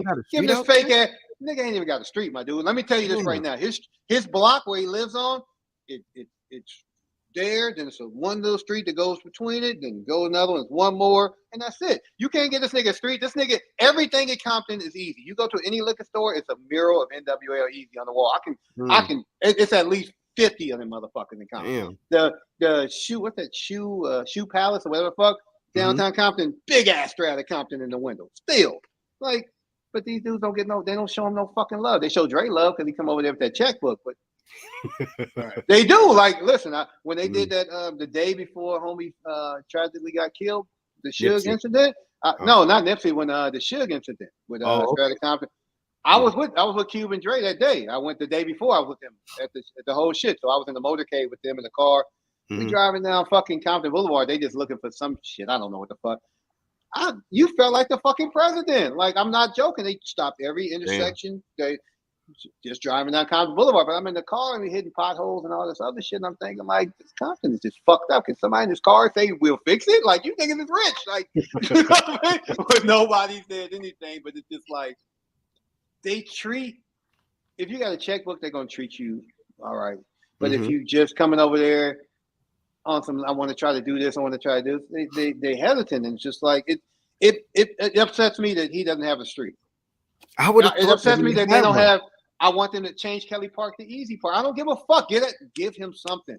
Yeah. And that's what I'm fighting. And I'm the only motherfucker that's really willing to just do it alone because everybody. Listen, I'm not taking nothing away from everybody, but everybody can't get on the same page. It's like if this side wants to do something, this side like, oh no, fuck that. And it's like, come on. You think Eric is looking at this shit saying, oh, this shit is this pleases me? Like, come on, like this dude needs some show. Listen, in all, even if I didn't know him, but I knew about him, I would still say the same shit. This man put Compton on the fucking map. It ain't a motherfucker. I'm from Compton. Ain't a motherfucker that talked about Compton prior to Eazy E. I can tell you that shit. I was in every city around them. Niggas in LA didn't talk about Compton. Motherfuckers in Lakewood, Long Beach. No, only people in Long Beach talked about Compton is the people that got robbed in Long Beach from the Compton people. That's it. But other than that, nobody was talking about this. NWA came out. I was on tour. I've seen it. I don't have to hear about it. I've seen it. I'm on tour. Everybody. I'm on tour so much. It's getting to the point. I'm like, fuck. Are we going on tour for how long? All right. I'm at the swap meet. Hey, I need you to make me like. Well, just 500 right now. 500 Compton hats. That'll be good for the first 2 weeks. And let me see what happens. That's how much Compton was. Like I was taking hats off my head selling them to kids for $100. Like, and then I'm the only person that took. Still got pictures of everything. I got pictures of the crowds. I got pictures of the shows. Everything. You can see the crowd. The crowds were like, let's be real. They were white. We had brothers out there, but back then it was white kids. Arenas, sold out arenas with white kids. And that's why the government was going so hard. And that's what I was just about to say. They didn't care about what y'all was saying in the hood or what the people in the hood already knew what it was. Yeah, what was the response to Tim Dog's fuck Compton? Talk about that. I didn't say shit. I think Dre and them checked them. And I know Quick's dude was about to. I think them dudes, Quick's people was about to kill him at the club. Quick talks about it. I don't think he. No, motherfucker ain't that crazy. I don't know. I don't think he did. Wait, did he? I don't think. No, I think Quick saw him. Quick saw him in New York. Quick was talking about it. I think his boy was about to stomp the shit out. Oh, he talked about the song too, but he did an interview and he talked about it. He was talking about. I didn't give a fuck. I like, dude, it's like. I mean, come on, Luke did it. Luke did the shit. Luke said fuck Compton. Luke was talking shit, so it's just like, I mean, certain people you just like, okay, really, Tim Dog, like, who the fuck is this dude? But then, like, I don't know, we didn't really have a lot of like beefs. Like it was. I think the beef started with New York when Dog Pound came out. That was all the beef started. Because you had New York mad at Dog Pound. What the fuck y'all doing in my fucking city, stopping and shit? I'm like, oh god. But no, we didn't really have no beefs. I mean, the fuck Compton and we didn't. I don't think there was any rappers that ever really came at y'all. Not really. On the road, you would have been a fool because it would be us. We had security that would they would beast. It wasn't like not looking, they would just beast. Like you want to play, and then we also had Too Short was always with us, and they had their crew. Ice-T was with us. He had his crew. You didn't want to fuck with us on the road. You didn't. If you ever interview Ice-T, ask him. You didn't want to fuck with us because it would have been a problem. I mean, the first show we did in Nashville, some dudes tested them. The shit in the movie, how it came out with the shotgun and all that. Mm-hmm. It was kind of like that, but it wasn't one of those. It was like one of those hotels that Martin Luther King got shot at, the outside type shit. Yeah. It was one of them type of hotels. And basically, we had a show. Eric always told motherfuckers where we staying. They pulled some bitches in the van. They brought the bitches there. Bitches, dudes was mad. So they came to the hotel on some rah-rah shit. Yeah. Yeah, it was just a big mess. And nothing really happened, but it was a mess. Like it was. But that occasion happened a lot because it's like NWA was about them females on the road. Like they did the show. After the show, put the mics down, go grab me a box of condoms. That's why they all have multiple kids. Let's be real. Like, but no, they were rock stars, man. NWA it really was. And then being around other rock stars, like. Being around Run DMC, they were already rock stars. Being around LL, LL was that dude. Then that's when LL was like, that was when he was in between. The first LL. Then he was in the middle of like when he was kind of almost an asshole LL because he had a conversation with us about it. Like he was just saying how he wanted to just chill and just calm down. So he was just on some other shit. That's when I think what's the one with the Walking with the Panther? I think when that era when he was doing all them out, like that's when he was just kind of. I think he said he was just on some other shit, but see where he's at now. But like I said, I've always respected New York hip hop, and at the start it was rough in NWA, but it got to the Talk point about where like this New York. DJing for D.O.C. Oh, that shit was just it was fun because it's just like he was just so it was just him. He just had like a presence on the stage with his songs, and it's like, dude, that album is still like a classic. You know what I mean? It's just like it's just like him and Drake put together a masterpiece. But DJing for him was fun. It was just like we would I think it was sometimes we would open, or then sometimes JJ Fad open, but it was just he would come out there. I think we did like maybe 5, 6 songs, but he would do his thing, but then he would come out again with NWA, and then I would work the lights and sometimes the soundboard and shit on tour. So I did a bunch of shit. Right. So like I said, I started off as a roadie when I first went on tour, and then what's crazy, it was me and Sir Jinx. Jinx don't never talk about this, but I talk about it. I talk about it, Jinx. I tell everybody we were both roadies, but he knew in his mind like this ain't my shit. So that's when he left, started making beats. You see how that worked out for him. So but I started off as a roadie, and started working boards, DJing, and then just kind of whatever. It was just fun. Like it was all that shit was experience for me. It was never. I never did anything then or now. It's never about the paycheck. It's like I love DJing. I love DJing now to this day. But I love DJing my way. I don't love DJing anybody. I don't do like people like, why you ain't in Vegas? I don't do that. Like you're not gonna tell me what to play, how to play. It's like if I do anything, I want to do some hip hop, boom bap shit. I want to play KRS. I want to play BDP. I want to play shit like that. I don't want to play motherfucking no disrespect. I don't want to play the Migos. I don't want to play Little Uzi Vert. I don't want to play none of that shit. Like you don't want to play Iggy Azalea?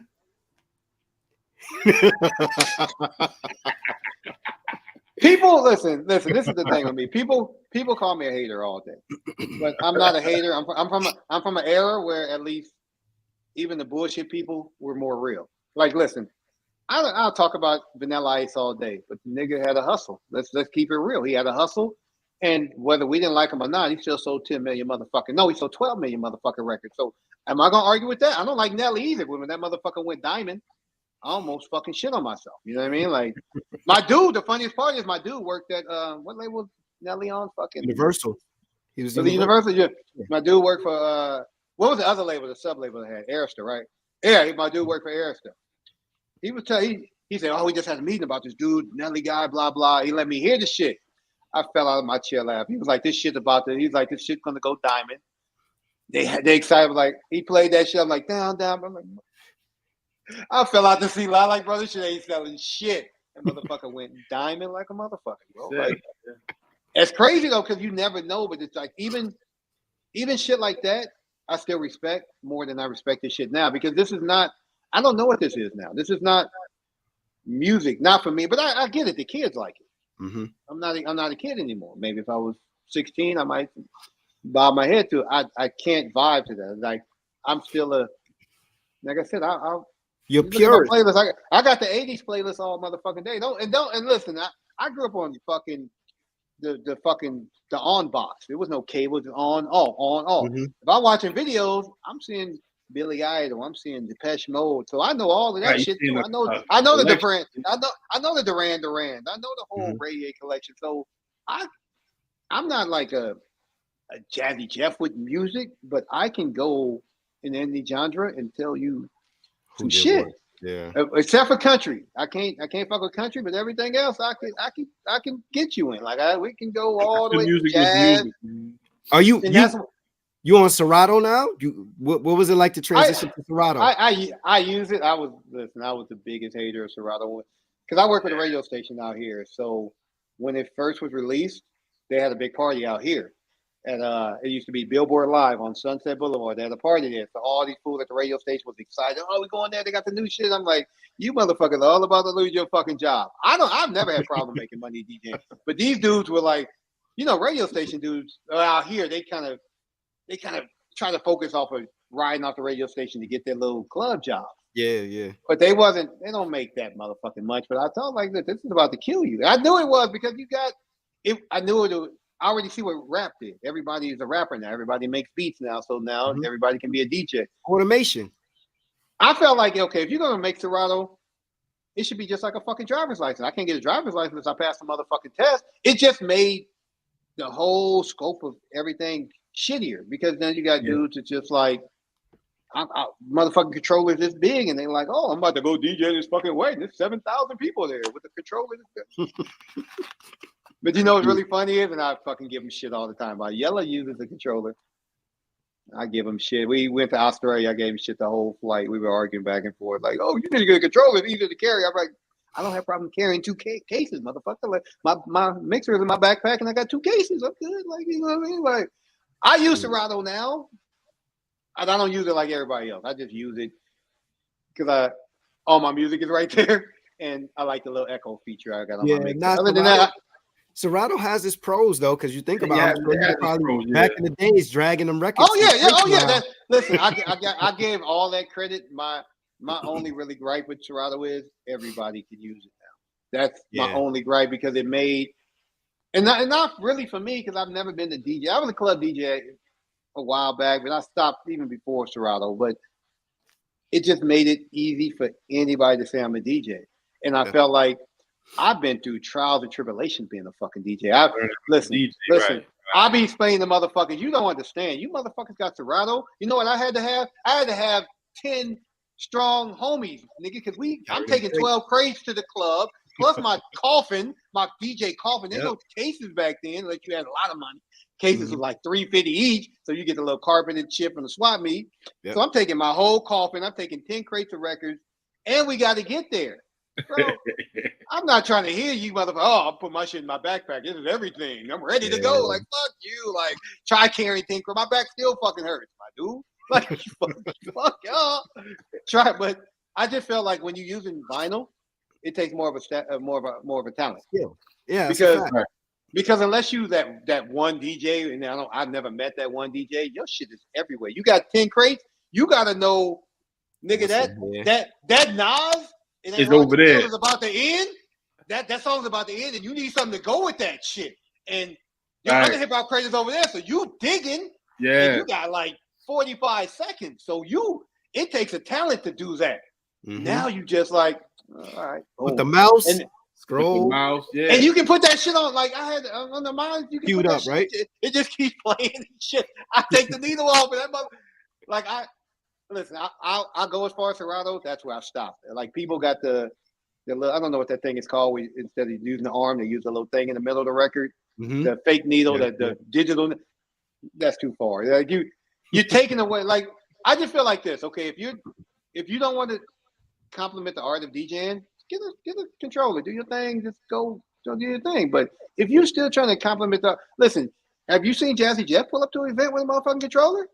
No, I seen Jazzy Jeff last year too, around this time, and with Rakim, and he went off, went off. You come from an era. Imagine Jazzy Jeff standing on the stage with Rakim with a fucking controller behind him, dude. You got the God MC, and you got this motherfucker behind with a controller. With a controller and shit. Come. I just feel like it's just if you're doing hip hop, do hip hop. It's an art. So having turntables looks like an art form. Mm-hmm. You're not gonna see DJ Scratch with no motherfucking controller. Hell no. You know what I'm saying? And I understand that shit is heavy, but listen, if I'm a broke nigga and I can get niggas to come on tour with me to carry my cases, I'm sure these niggas with money can get somebody. You know what I mean? Or if you Jazzy Jeff, just hey, look, I'm doing your event. I need to have these there. They better be there when I get there. Bring my mixer. I'm good. Like you can command what you want to do, but just don't be lazy about it. Because if you call yourself hip hop and you using the controller, I don't call you hip hop. I understand it's simpler and all that. That's cool, but I just feel like that's what I was gonna say. That's the other thing, though, that people, with controllers and Serato and all that, you don't even have to understand beats per minute. Like everything is literally. You don't understand English shit. You know what I'm saying? Like, you could be talking. You can talk the deep Jamaican. I don't give a fuck. It's just a button. It's always a button on there. It just does everything, and I get it. It's cool. It makes life easier. But okay. Let me be a rapper, but I want you to write all my raps. Can you say them too? Like, you know what I mean? Like, wait, I got a show. Can you go do my show too? I'll give you some of the money though. I'm gonna get the check, but that's just what I feel like it is because I don't know. Maybe I'm just stubborn. But I come from an era where, like, You're you guys pure. started off with the mix, like the mixtapes. I still got mixtapes. It's like I come from that era because that made everything genuine. Now it just seems like, oh, I want to do beats. Let me turn on my computer, push two buttons. I got 200 beats, 3 minutes. I always make poems about artists who make music. Instead of sending and emailing songs, you should be in the studio with your engineer and your producer. That's what that's me. Rashad knows. I always talk about that. I think music comes out better if you and I there in the studio. Exactly. That's what makes me mad. That's where the art is gone, because it's like nobody sits in the studio. It's like, oh, I want you to be on my song. All right, send me the file. I got you.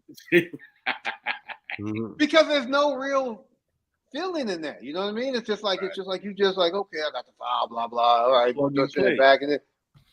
Oh, I just did. So basically, it's just a money transaction. That's all that is at that point. It's like, oh, you paid me to do this on the song. It's. I feel like I said, because with NWA, I was in every session. I got the picture. I can post that shit when I was in the first step. I'm sitting at the board with Cube and Yella at first. I was there every session. So I saw how that's what made me look at Dre as like, this motherfucker's a genius. You know what I mean? Like, it's not a genius because I know him. He's just a genius. I've seen him take little, like, some people know, some people don't. Like, Approach to Danger. Motherfuckers don't know that's from Clint Eastwood. If you a Dirty Harry fan, you go watch Dirty Harry. That fucking song is all through the movie. That's the song. Like, through the whole fucking movie. All that shit, the talking that, like, with Eazy, but the other talking, that's the movie. But people don't know it, but that's what Dre be seeing. Like, he sees crazy. This is Clint Eastwood, bro. Like, if you're a Dirty Harry fan, you know it because that's the theme song or something in every movie. But my only critique of Dre though is that his perfectionism to me is kind of shortchanged us of increasing his body of work. It's like, like I'm like, I can never debate. I think he should have 3,000 songs out by now. Yeah, like, I'm still hanging around. Like, all right, so when's Detox coming out? Like, when we gonna get some more Chronics? The problem with Detox was it was at like when hype on music started kind of getting a little popular. And Dre the type of person, like, if you put in something, he's just like, but Andre 3000 is the same way. That's why he won't put out an album, he said, because it's too much hype on it. Like, but that in hindsight of looking now, like, you feel like, okay, motherfucker, just drop album. Like, that's what motherfuckers do now. Surprise! Like, you know what I mean? Detox. And then I don't know why he doesn't do it. The dude has probably as many songs as fucking Prince. No joke. Like, you know what I think it is though? I think it's like you become a victim of your own success. Like, he doesn't want people to say anything negative about it because they never. But because the Aftermath Presents, that hurt him. Yeah, that was the one project that I really couldn't get with that. Like, because he was in a trend. He was leaving Death Row, trying to start his thing, but he was trying to go a positive route. You know what I'm saying? I mean, the East Coast West Coast Killer, that was a little banger, a little bit. Yeah. But it was just it was too positive, and he realized that. He's like, okay, I think I got it. You know what I mean? Like, I'm gonna give him this. Let's see what they think about this one, the Chronic and shit. Okay, and then that's when he said, okay, I can do it like this. But I think at first he was just really trying to shed a positive note, and it just didn't come out because Dr. Dre got an album, and you expecting to hear that, then if you hear Baby Shark with Dre, like, you're like, what the fuck is he doing? Like, you know what I mean? Like, I'm just saying that's like the effect that it has on people. Like, if Dre had a verse on Baby Shark, like, okay, what the fuck is this dude doing?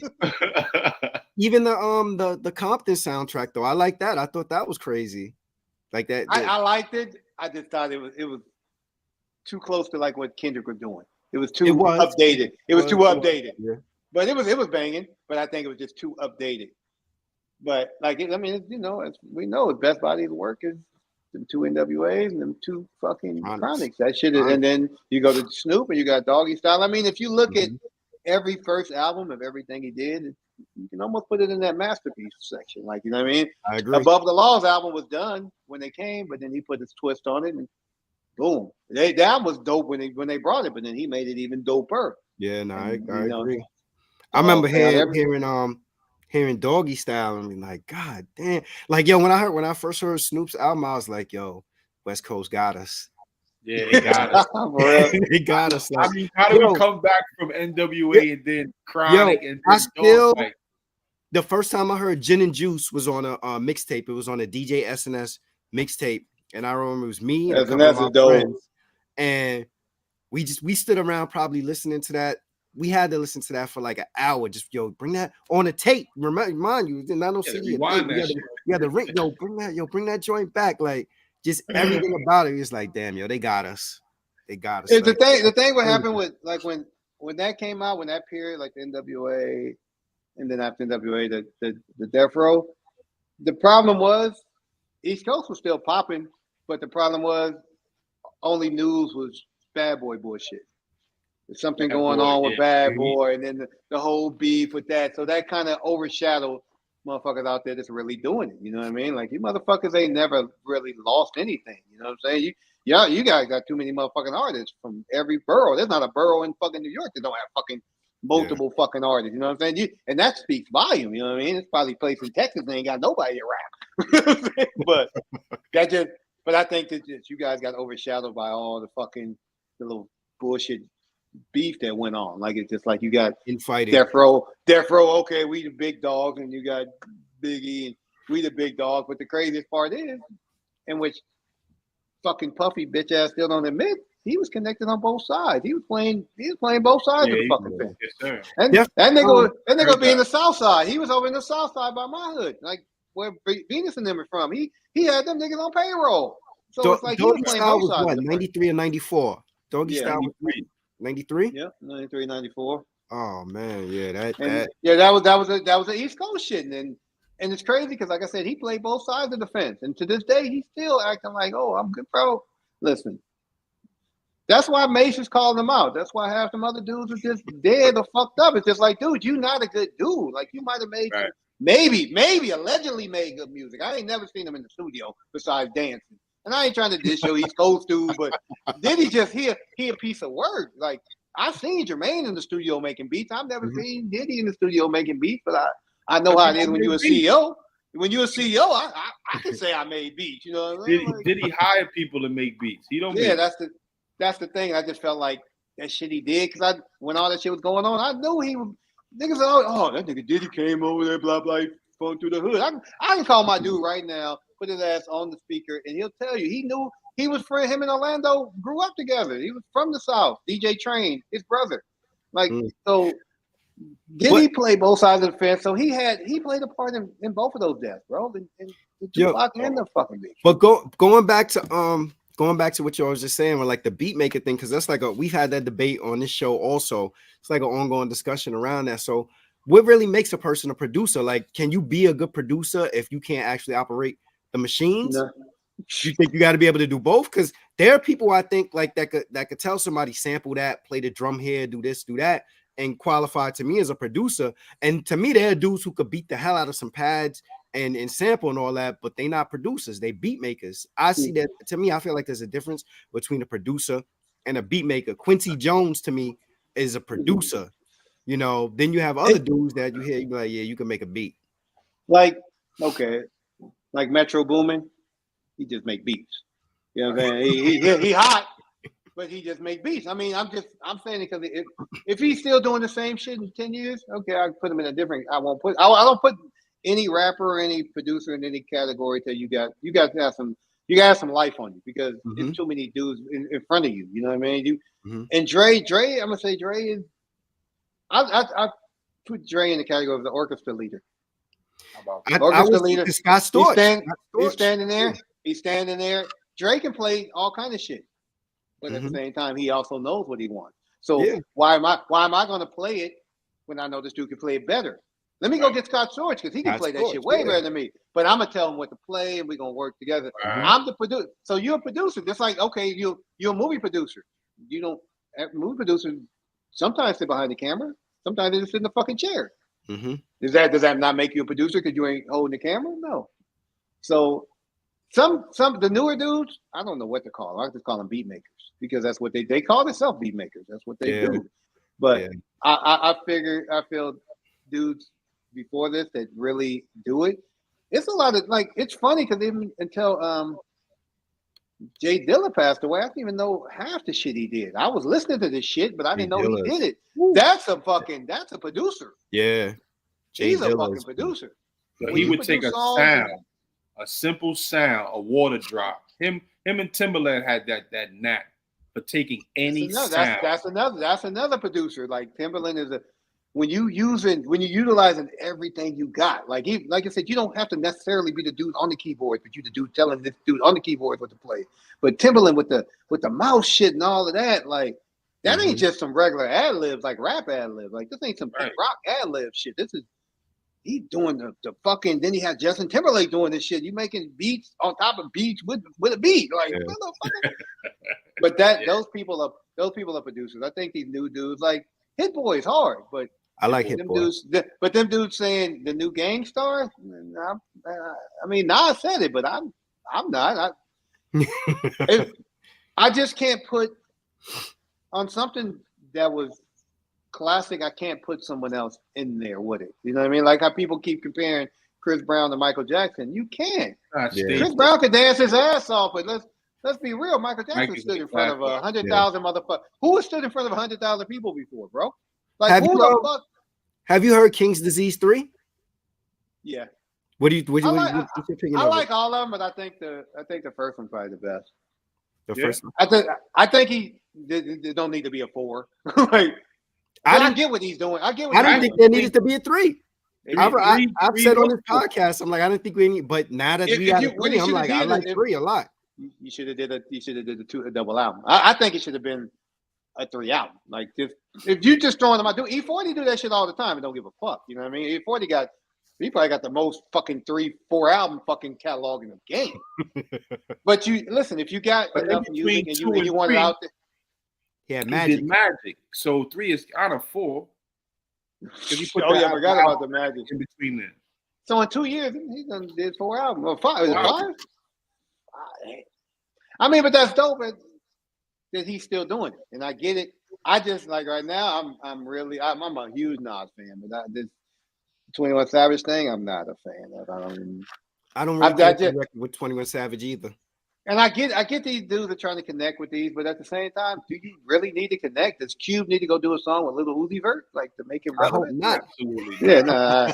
If they do a song together, they're gonna be fighting. I think that was Savage's point. He from a young man's perspective, he was looking at it. Right now, none of my peers are talking about Nas. We're talking about Nas because we know Nas. We're fans of Nas. But a 19-year-old, he think Lil Nas X is fucking Nas. Oh God. Unfortunately. I get what you're saying. If that's the case, he put it out there wrong. He put it out there wrong. Right. Listen, I don't technically hate these dudes, but if they not my cup of tea, it's like I don't really need to rock with them. Like, you know what I'm saying? If Vanilla Ice wasn't my cup of tea, I didn't go run out and watch Cold as Ice and shit. So, but I know he exists, but that's just not my thing. And it's like, but how these dudes be disrespecting just the other generation? I know some of them are doing it for attention. That's for damn sure. They just want that attention. But they gotta look at. You wouldn't be walking this road without these people. I mean, this is not a dynamic that's new though, because think about it. There was a point when Nelly was beefing with KRS-One. So, how you call it? And the funniest part is KRS bought into it. And I'm like, come on, bro. You don't even. It's not even for us. You don't even have to prove a point. We already know, bro. We can bring up fucking South Bronx, my guy. Like I ain't even gotta. I mean, this dude took on the whole fucking Bronx by itself. Like you know what I'm saying? It may have been BDP, but who was BDP? I mean, Miss Melody wasn't spitting. Rest in peace. She wasn't spitting the fire and D Night. What was he just making the beats? I can't even name anybody else. Who else was in BDP? Scott LaRock or something. McBoo was D Night DJ for a while. Okay, a DJ with a DJ. But it's just like that era is that's just a real rap era because I don't know what they was rapping for on the East Coast, but they was rapping. You know what I'm saying? I don't think maybe they were rapping to get out of that borough to go whatever on the West. That's what it was about.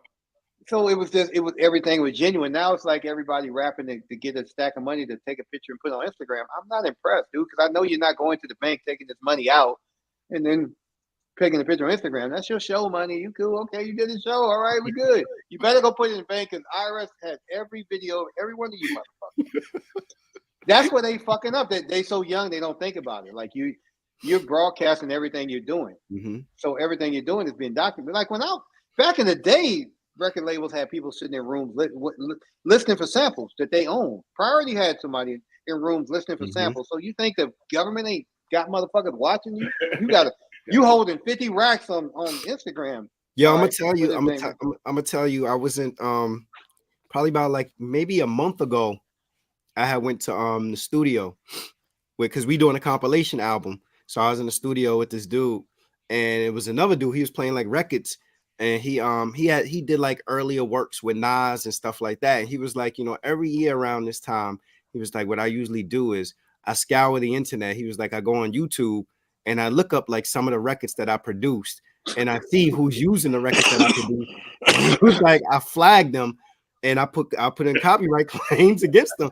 He was like, yo, one year I had got quite a bit of change from people taking records, probably like early mixtape records that Nas did or demos that found their way on the internet that he owned. He was like, I do nothing but that around this time of the year. Just sit home and flag pages. And I was like, wow, you serious? He said that he how you call it too. I said, how long does that process take? He was like, usually within a couple of days. He was like, YouTube will switch the copyright claim all over. YouTube be on some bullshit. If you say something, they hit that button automatically. Like, fuck, we're gonna figure this out, but we're gonna block your ass right now. What's funny is you said that Nas thing. I have a whole I don't know where it says, somewhere around. I have a whole CD. Motherfucker says Nas in parentheses bootleg. All bootleg Nas songs on that motherfucker. Yeah, they I mean, I ain't gonna put that out. He might holler at me. But yeah, so there are some people who just they go around, they're looking for their stuff. Every record label does that. Like I said, this is back in the day because I worked at Priority for a hot minute, and they had a department called P2K. Like we developed new artists. We were developing like Badass, Mac 10, all those people at the time. But there was a room over there. They had 3 dudes that sitting there listening to music, the new music that came out, listening to it to see if they hear something that Priority might own.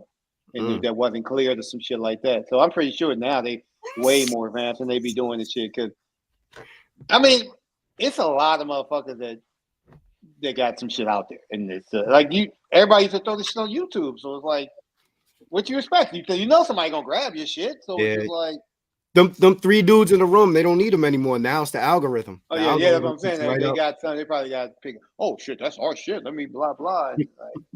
It's just a trip. The James Browns, all of that shit, like sampling used to be the fuck. I mean, it still is, but it used to be fucking super heavy. Like motherfuckers just like.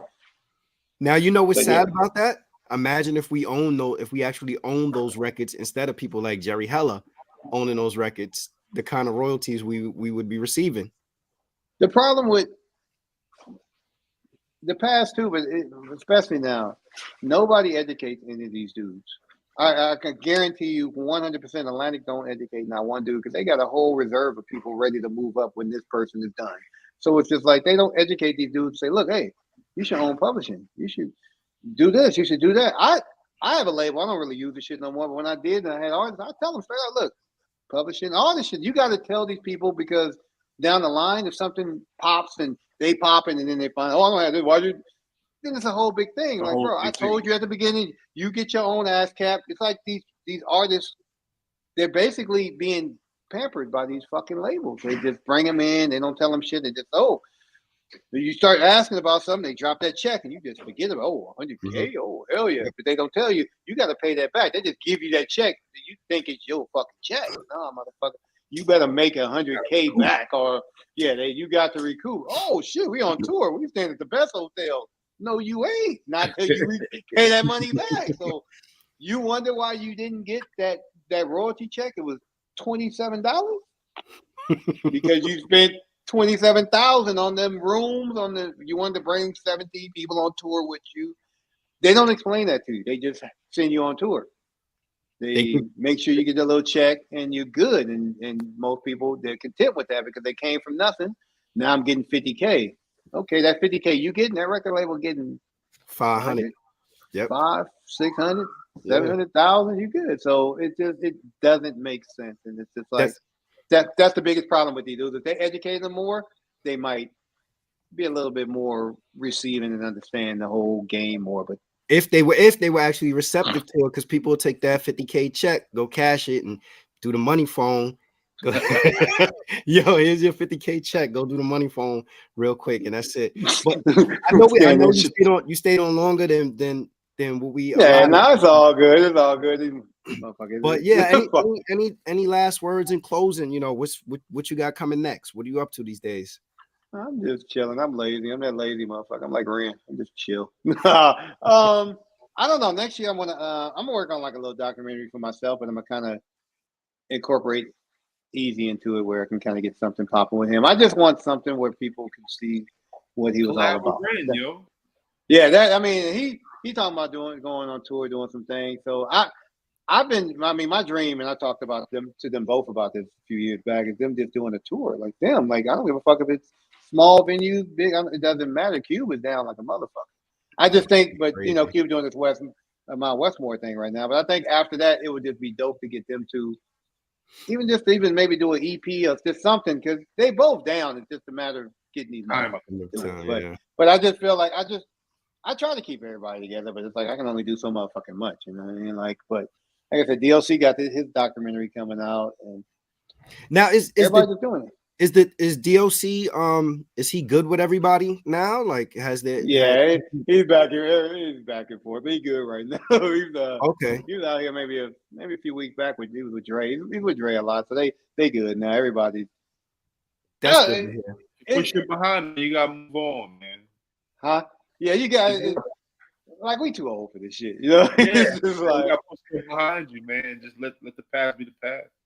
and it's like, and I get Dre's point. Dre still be around people, but at the same time, he be cautious, and I get it. But it's like Mm-hmm. for me, when I'm around any of them dudes, it ain't nothing but love. I don't need shit from none of them. I'm not asking for nothing. I never have. I don't need. I just when I'm around them dudes, it's just because I've been around. I've been knowing Dre since I was 11 years old. You know what I Wow. mean? I've been knowing Ren since I was motherfucking 5 years old. So it's just like these dudes are really my friends. I Right. understand what they do, They're not but industry friends or nothing like if that. you see me talking to them, you'll be like, damn, really? Like I treat these dudes like I'll treat you guys. It's just like I Mm. don't. They're really my friends, and it's just like I don't need. Oh, Dre, give me this. Nah, bro. Like if you want to give me something, give me. I don't give a fuck. I got beats heads on. All right, cool. But other than that, these dudes are my friends, all of them. The Yella, the Raven. Like I said, I talked to Ren. I just talked to Ren yesterday. I talked to Cube almost weekly. I stay in touch with these dudes. Like so, Nice. when people be trying to find somebody, like, hey, you talking? Yeah, tell them you're looking for them or something. So it's just like I try to be that middle ground dude, that dude that's in the middle. It's just, like I said, it's motherfuckers I don't like. I'm not gonna lie, and I try not to dislike anybody. But like I said, the whole Eric ex female things and Jerry, rest in peace. Like I try not to talk about the dude because he passed, Mm. but at the same time, it's just like it's something that happened, and it's like I've never done any of those people dirty ever, but they Yeah. just it is what it Well, is, but it's the industry.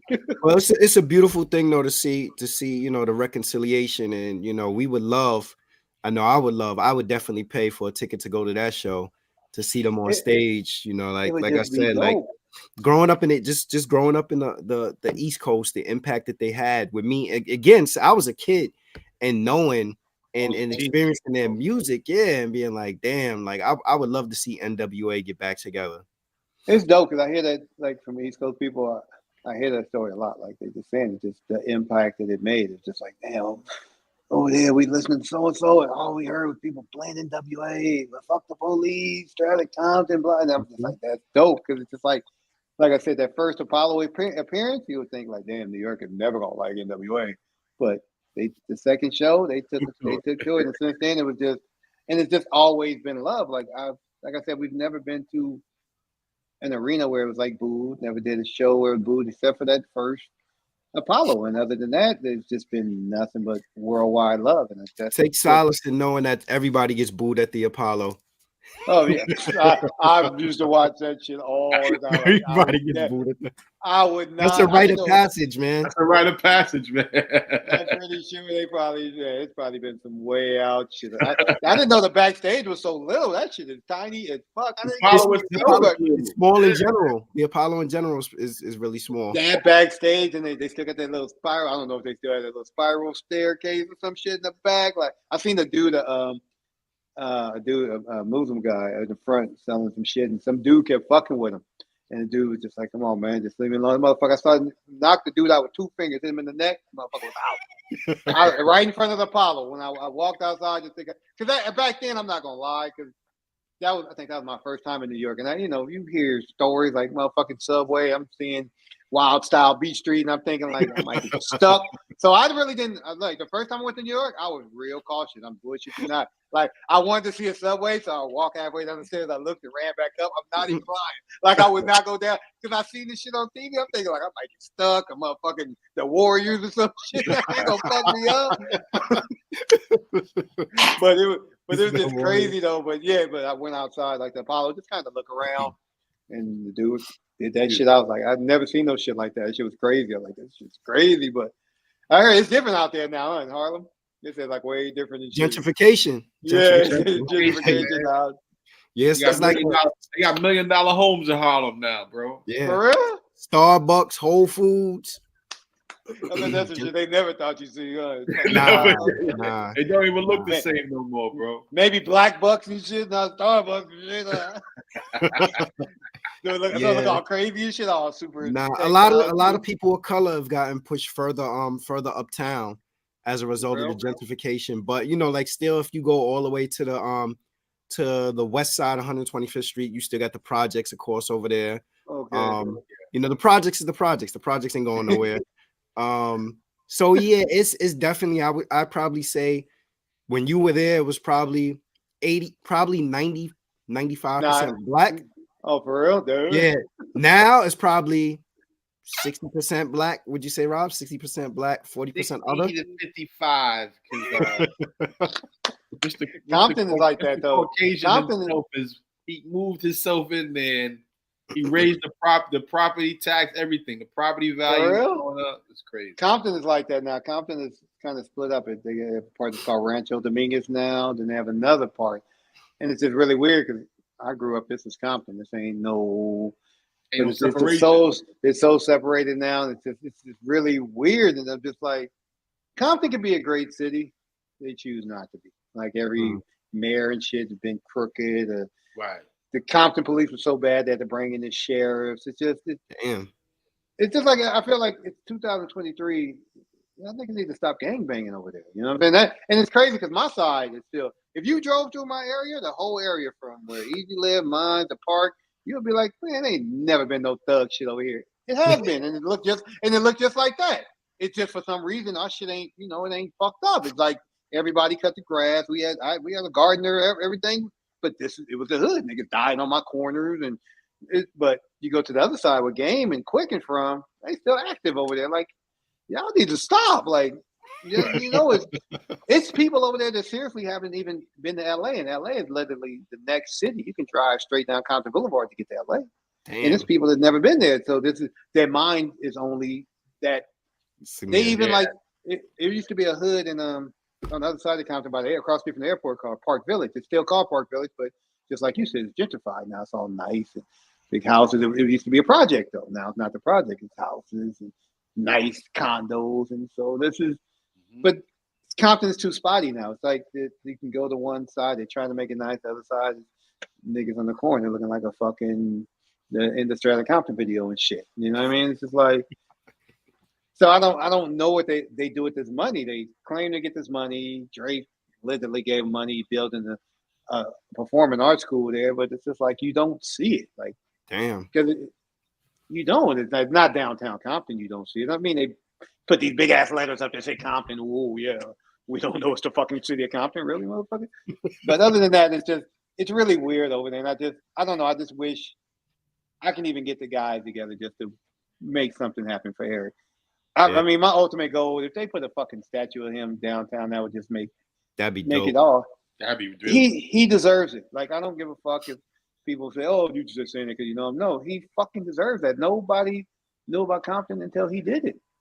King T was doing it, and we knew about him, but nobody outside knew. And it's just Yeah. like Eric put Compton on the fucking map, and he needs to be recognized for that. And if you're not going to recognize him, stop with the likenesses. Stop riding off of everything in WA. Like I said, I can go to the hood tomorrow. I can probably take at least 25 pictures before I even get to the second side of Compton of NWA murals. Man. I just posted one yesterday. Somebody put one up.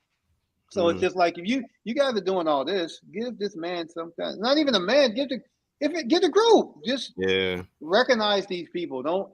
I understand what Serena and them did for Compton, but what you understand what the fuck Easy did for Compton? You know what I Put it mean? on the Like, map. you know what I mean? Serena and them the Compton was on the map, and they just rolled off of that. Mm-hmm. Easy put that shit, picked it up on his back, and put this shit Yeah. on the map because nobody was talking about Compton before NWA. Nobody. right. Nobody. We had I rappers. know We had shit about Deezer D.